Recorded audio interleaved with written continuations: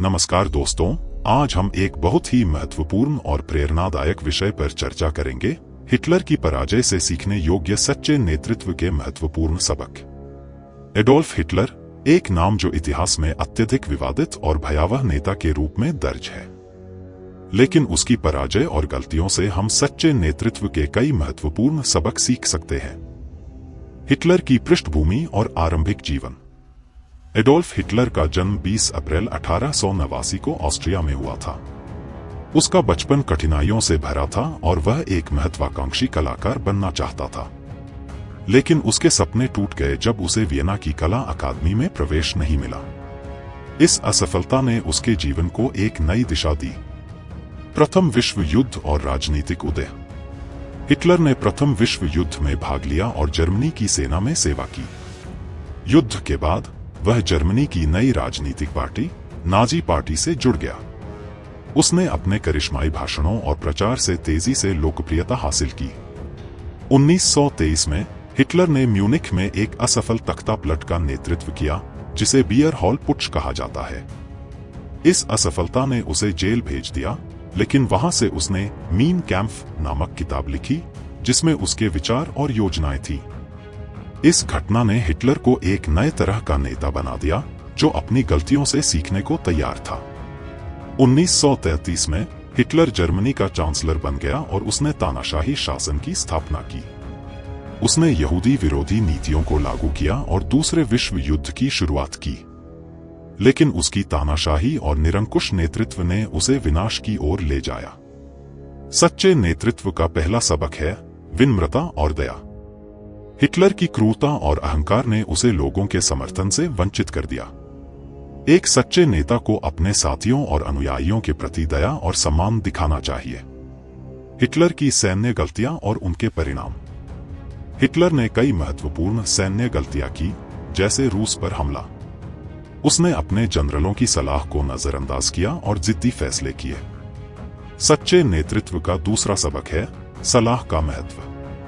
एक सच्चे नेता को अपने सहयोगियों और विशेषज्ञों की सलाह सुननी चाहिए और उनकी बुद्धिमत्ता का सम्मान करना चाहिए।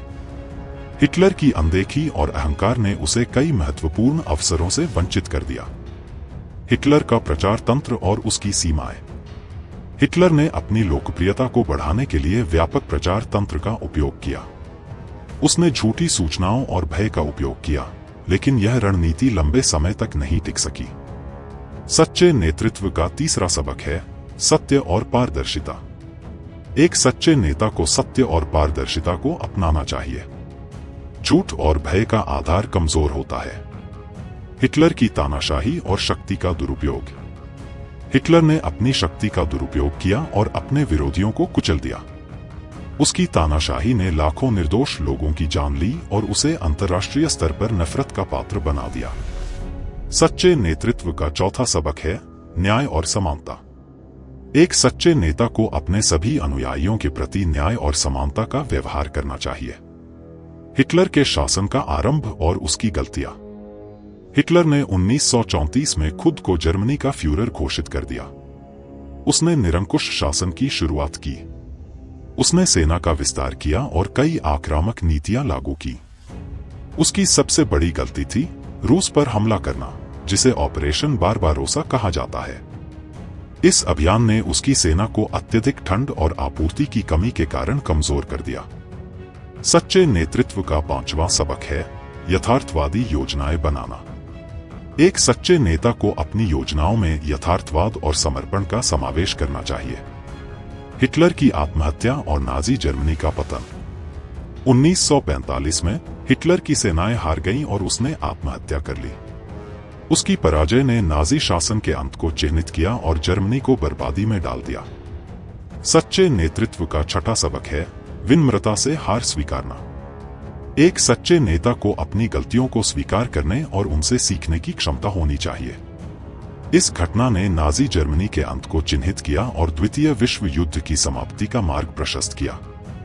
सच्चे नेतृत्व का सातवां सबक है अपने लोगों का सम्मान करना। हिटलर ने अपने लोगों का सम्मान नहीं किया, जिससे उसे पराजय का सामना करना पड़ा। हिटलर की गलतियों से सीखने के महत्वपूर्ण सबक। हिटलर की पराजय से हमें कई महत्वपूर्ण सबक मिलते हैं जो सच्चे नेतृत्व के लिए आवश्यक हैं। विनम्रता, दया, सलाह का सम्मान, सत्य, न्याय, यथार्थवादी योजनाएं और अपने लोगों का सम्मान करना, ये सभी एक सच्चे नेता के गुण हैं।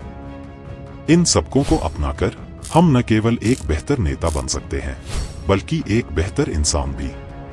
आइए इन सबकों को अपने जीवन में लागू करें और एक सकारात्मक परिवर्तन लाएं।